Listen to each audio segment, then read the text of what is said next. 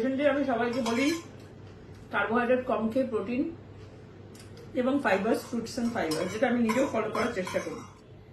তো apart from my female patient, male পার্টনারদের জন্য আমার একটা অ্যাডভাইস আছে।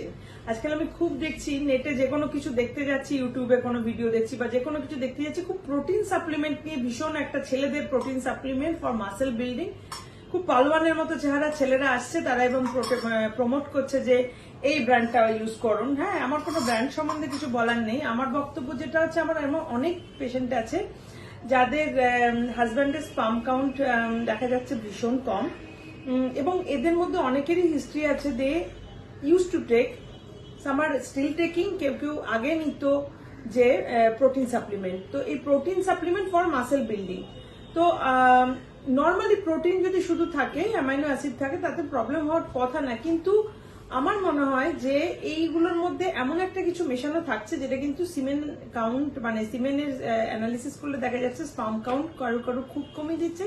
এবং এরকমও পেশেন্ট পেয়েছি যার চেহারা অত্যন্ত সুন্দর কিন্তু অ্যাজোস্পার্মিক, তার মানে টোটাল স্পার্ম কাউন্ট বন্ধ হয়ে যাচ্ছে, তার মানে যে সেলগুলো স্পার্ম তৈরি করে সেই সেলগুলোকে মেরে দিচ্ছে অলমোস্ট। তো এইটা এখন কোন ব্র্যান্ড ভালো, কোনটা এটা করছে, এটা আমি বলতে পারবো না, আমি ব্র্যান্ড নিয়ে কোনো কথা বলতে বসিনি এখানে, কিন্তু এটা নেওয়ার আগে দেখতে হয়। আমি সবাইকে, সব আমার মেল পেশেন্টদের এটাই বলবো যে আগে দেখো যে এটা অ্যাটল কেন জরুরি, তোমার জন্য কতটা জরুরি।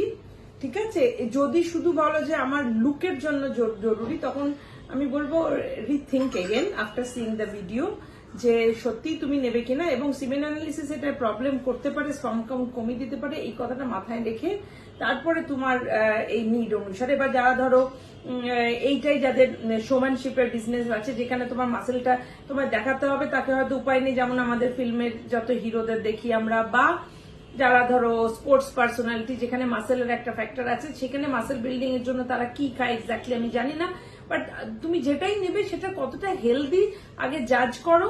বা আমি বলবো যদি সম্ভব না হয়, অ্যাটলিস্ট মাঝে একবার সিমেন অ্যানালিসিস করে দেখে নাও। If it is damaging your count, please do not continue it, কারণ এটা কিন্তু it can end into azoospermia, আর একটাও স্পার্ম না থাকতে পারে, তখন প্রেগনেন্সির জন্য কিন্তু খুব অসুবিধা হয়ে যাবে।